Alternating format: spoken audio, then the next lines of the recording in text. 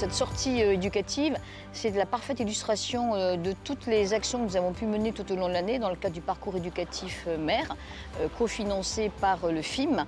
Et notre mission, c'était de sensibiliser les jeunes aux enjeux maritimes dans une approche intégrée du genre, donc pour renforcer surtout la mixité des filières de formation dans le secteur maritime. Et vous l'avez vu aujourd'hui, nous avons convoqué 2 scientifiques femmes et 2 scientifiques hommes.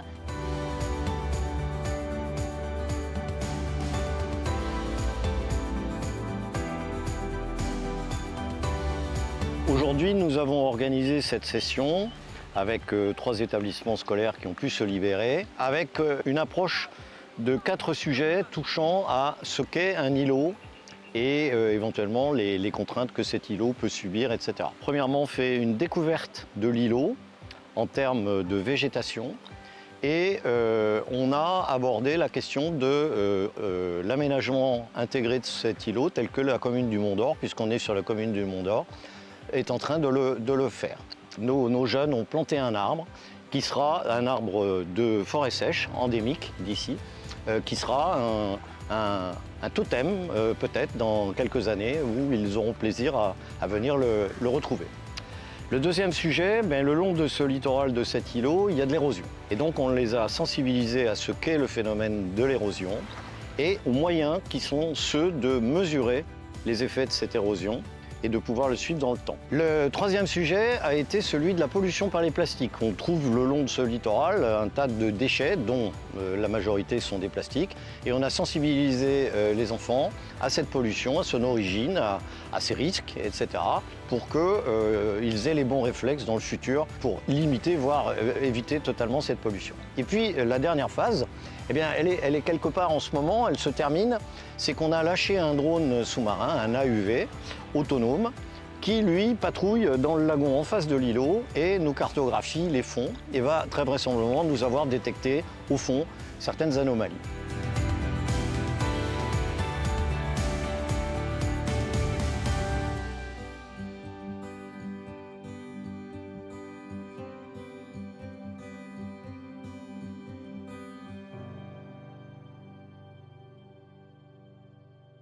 Notre rôle dans le parcours mer, eh bien, évidemment, c'est d'éduquer, sensibiliser les jeunes à la biodiversité en lien avec le milieu marin. Donc ça peut être du sous-marin ou du terrestre, littoral, comme ici sur l'îlot Bailly.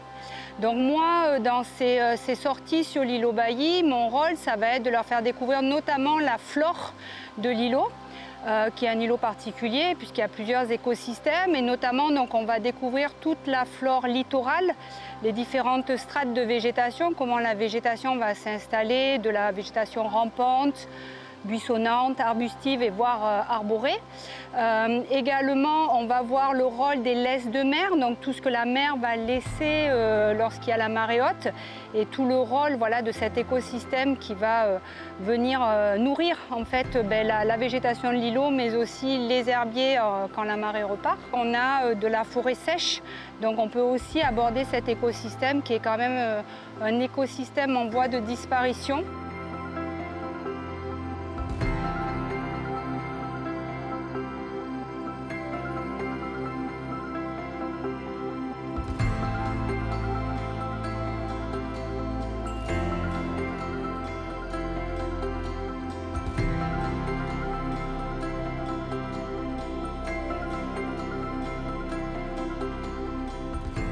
Donc l'idée c'est de leur ouvrir un petit peu voilà, les yeux sur ce qu'ils n'ont pas trop loin et qu'ils apprennent à mieux regarder pour mieux protéger en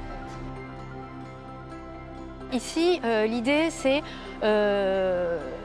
de transmettre aux jeunes en fait une connaissance, une meilleure compréhension des phénomènes qu'ils peuvent observer. Tous, ils ont observé ces phénomènes. Tout à l'heure, une jeune fille nous parlait de ce qu'elle observait sur un terrain bourraqué. Ils ont observé ces phénomènes d'érosion sur les plages calédoniennes. Donc c'est donner un peu une explication de ces phénomènes et puis en même temps leur montrer qu'il y a des outils, des méthodes qui peuvent être mis en place, des outils très simples à mettre en œuvre pour suivre ces phénomènes. Donc là, c'est ce qu'on a fait avec eux.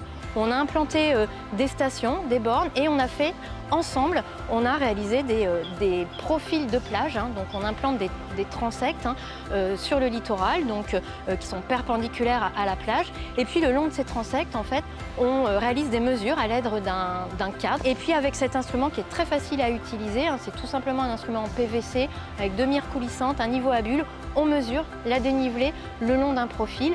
Voilà, les élèves viennent d'expérimenter et franchement, ils ont pris en main l'outil très rapidement.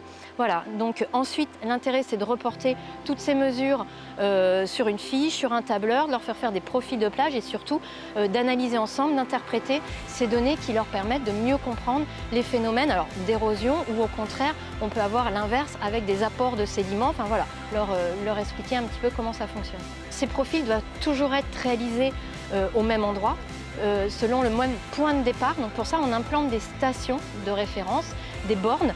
Donc là, on a fait un trou, on a mis un petit cerclage en PVC, on a mis un peu de ciment et on a mis un petit clou topographique hein, qui est d'habitude utilisé par les géomètres. Et puis ça, ce sera à chaque fois notre repère, notre point de départ pour nos profils. Et ensuite, avec une boussole, on prend un azimut, donc une direction, et ce sera toujours la même direction qui sera utilisée et on réalisera nos profils selon ce point de départ, ce repère et cette direction. Ça a commencé par une phase de diagnostic de la faune et de la flore sur l'îlot. Ensuite, on a établi un plan d'éradication des espèces envahissantes. Le chantier a débuté hier pour une durée d'1 mois en commençant par l'éradication des langues de belle-mère. On continuera sur les autres espèces plus tard. Et après cette phase d'éradication, on entame la phase de restauration et de replantation avec essentiellement des plantes de forêt sèche et uniquement des espèces qui sont présentes sur cet îlot. Donc aujourd'hui, on a souhaité faire une plantation symbolique d'un acropogon, du coup, Bullatus, qui est présent sur l'îlot naturellement, qui avait été inventorié il y a quasi 20 ans de ça sur l'îlot. Et donc cette plante, c'est voilà, l'emblème de la sortie d'aujourd'hui.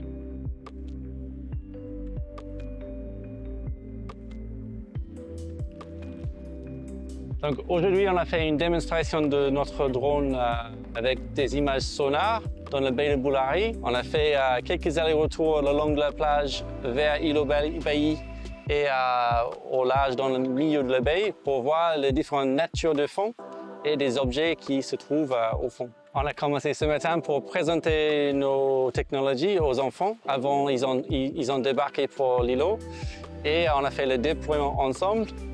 Et maintenant, au retour, on leur montre les données traitées de ce qu'il y a au fond. Aujourd'hui, on est sur l'îlot Bailly à la suite de plusieurs webinaires pour présenter des métiers par rapport à la mer. Donc ça touche à tout, ça peut être constructeur de bateaux à des scientifiques qui recherchent plusieurs choses dans les fonds marins. Ça m'a plu, ça m'a fait découvrir de nouvelles choses, surtout au niveau des plastiques. Il y a aussi, on nous a parlé des microplastiques qu'il y avait dans l'océan, et même au niveau des forêts sèches, certaines choses que je ne connaissais pas. Aujourd'hui, on est venu à l'îlot Bailly pour être sensibilisé un peu à la mer, aux environnements qu'il y a sur l'îlot. On a pu faire des mesures des plages, voir l'évolution, la diminution du côté de la plage. On a pu aussi se balader, voir les différents écosystèmes qu'il y a sur l'îlot Bailly. Notamment, on a parlé des différentes plantes, sachant qu'il y a les plantes de littoral. Il y a une partie de forêt sèche aussi, qui est plus sur le côté là où il y a des roches. On a pu voir aussi les effets des différents changements de courant, notamment la pointe, qui change d'orientation en fonction du vent et tout. Et c'est toujours du plus et ça nous permet de découvrir des nouvelles choses, notamment des différentes techniques. Par exemple, comme j'ai dit, pour mesurer les plages avec un cadre, un truc très facile à fabriquer qu'on peut faire soi-même limite.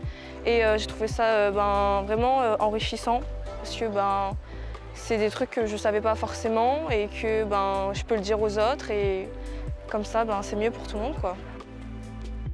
Nous avons programmé un séminaire éducatif qui réunira tous les élèves des établissements pilotes, mais également d'autres établissements qui ont envie d'intégrer le projet parce que ce parcours éducatif a vocation à se renforcer en Nouvelle-Calédonie. Et au-delà, nous avons des établissements de Polynésie française déjà qui ont participé à nos webinaires et qui vont intégrer officiellement ce parcours mer en 2024 et 2025.